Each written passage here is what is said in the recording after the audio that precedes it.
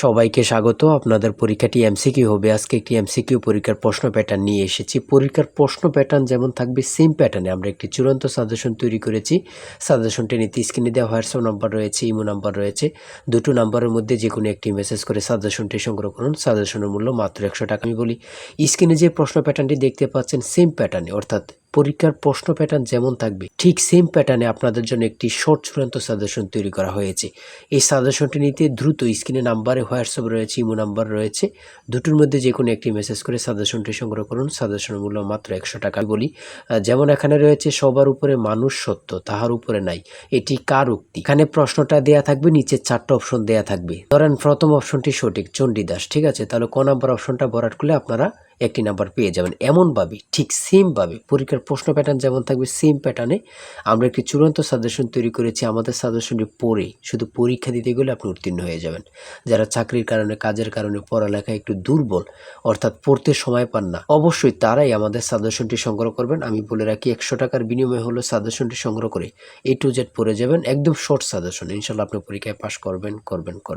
আমি মূল কথায় চলে আসি।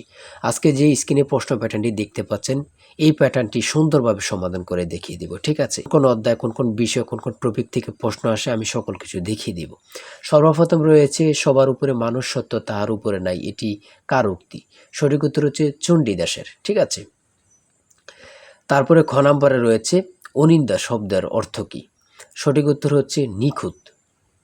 তারপরে 3 নম্বরে রয়েছে সাগরকোনা বাংলাদেশের কোন এলাকার ভৌগোলিক নাম? খুবই গুরুত্বপূর্ণ, কত পরীক্ষায় যে আসছে সেটা আল্লাহ ছাড়া কেউ জানে না। হ্যাঁ, মুক্তিযুদ্ধ চলাকালে বাংলাদেশকে কয়টি সেক্টরে ভাগ করা হয়েছে?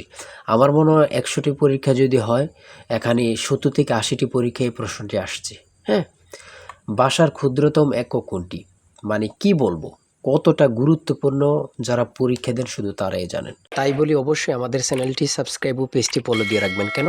পরীক্ষার নোটিশ, পরীক্ষার রেজাল্ট, পরীক্ষার প্রশ্ন সমাধান, যাবতীয় সকল তথ্য সবার আগে আমরা ভিডিও আপলোড দিয়ে রাখি। আপনি যদি চ্যানেলটি সাবস্ক্রাইব, পেজটি ফলো দিয়ে রাখেন, সবার আগে চলে যাবে আপনার কাছে নোটিফিকেশন।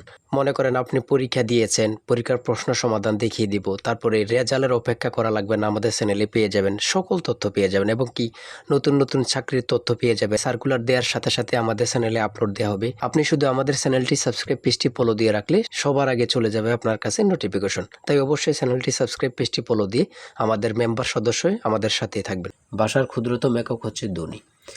তারপর এক কথায় প্রকাশ থেকে থাকবে, এক কথায় প্রকাশ থেকে থাকবে স্বরধ্বনি, ব্যঞ্জনধ্বনি অথবা স্বরবর্ণ ব্যঞ্জনবর্ণ থেকে থাকবে। যেমন মাত্রাহীন স্বরবর্ণের সংখ্যা কয়টি? 4টি। দেখেন প্রশ্ন কিন্তু বেশি হার্ড করবে না। হ্যাঁ, আপনারা বোঝেন না বলেই সবাই কিন্তু মেধাবী, কিন্তু বোঝেন না কোন কোন টপিক, কোন কোন বিষয়গুলো পড়তে হবে, অথবা একটা ভালো সাজেশন পান না, ঠিক আছে, তার জন্য কিন্তু পরীক্ষায় উত্তীর্ণ হতে পারেন না। সমাজ থেকে থাকবে, সমাজ ভাষাকে কি করে সংক্ষেপ করে, এমন থাকবে, ঠিক আছে। তারপর উপন্যাস থেকে থাকবে, ঠিক আছে, বোঝেন কিন্তু।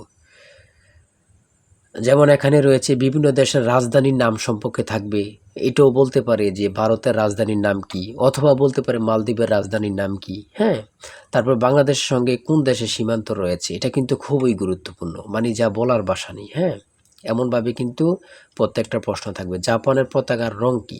হ্যাঁ, প্রত্যেকটি প্রশ্ন কিন্তু খুবই গুরুত্বপূর্ণ। দেখেন এখানে রয়েছে 18 নম্বরে জাতিসংঘের দাপ্তরিক ভাষা কয়টি? কতটা গুরুত্বপূর্ণ যারা পরীক্ষা দেন তারাই শুধু বুঝতে পারবেন। তারপর 19 নম্বরে রয়েছে প্রথম বিশ্বযুদ্ধ কবে শুরু হয়েছিল? বাংলাদেশ জাতিসংঘের কততম সদস্য? ঠিক আছে। তারপরে শুদ্ধ বানান থেকে থাকবে, যেমন এখানে নিচে কমিটিও দিতে পারে, শুদ্ধ বানান কোনটি নিচে এভাবে দিয়ে দিবে 4টা ইংরেজিতে, যেটা সঠিক ওটা লিখতে হবে। ইংরেজি থেকে নাউন থেকে থাকবে, তারপর প্রিপোজিশন থেকে, আর্টিকেল থেকে, কারেক্ট স্পেলিং থেকে থাকবে, এগুলোই থেকে কিন্তু ট্রান্সলেট থেকে থাকবে, অনুবাদ থেকে থাকবে, এটা আপনারা ধরে নেবেন, ঠিক আছে।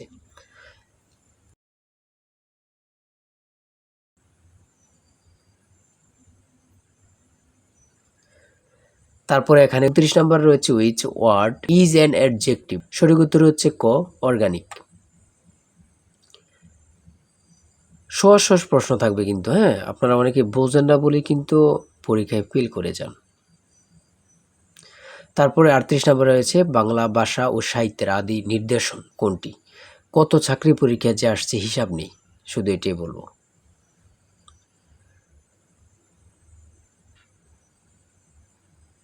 অঙ্ক থেকে থাকবে টাকায় 10টি করে কমলা কিনি, টাকায় 8টি করে কমলা বিক্রি করলে শতকরা কত লাভ হবে, এমন ধরনের অঙ্ক প্রত্যেক পরীক্ষায় আসে। 1 থেকে 50 পর্যন্ত কতটি মৌলিক সংখ্যা রয়েছে, খুবই গুরুত্বপূর্ণ।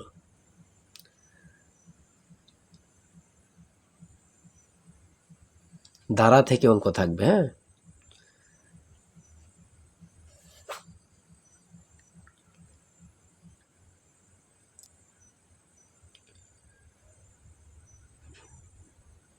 পিতা ও পুত্র অঙ্ক থেকে থাকবে,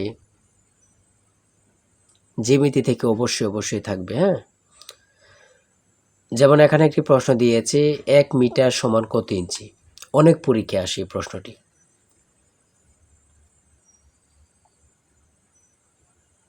সর্বশেষে যে প্রশ্নটি রয়েছে মান নির্ণয় থেকে a plus B equal to 7 এবং a square plus B square equal to 25 হলে নিচের কোনটি a b এর মান হবে। ঠিক আছে, এখানে হচ্ছে 12, হ্যাঁ। এটা কিন্তু সহজ অঙ্ক, হ্যাঁ।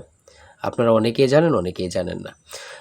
তাই বলে রাখি এতটুকুই, এমসিকিউ পরীক্ষার প্রশ্ন প্যাটার্ন এতটুকুই কিন্তু, হ্যাঁ। আপনারা বুঝলে কিন্তু একদম ইজি। যারা এই পরীক্ষায় টিকতে চান আমি অবশ্যই বলি প্রত্যেকে আমাদের সাজেশনটি সংগ্রহ করেন, ইনশাল্লাহ আপনারা পরীক্ষায় পাস করবেন। আজকের ভিডিও এই পর্যন্তই। সবাই ভালো থাকবেন, সুস্থ থাকবেন। আল্লাহ হাফিজ।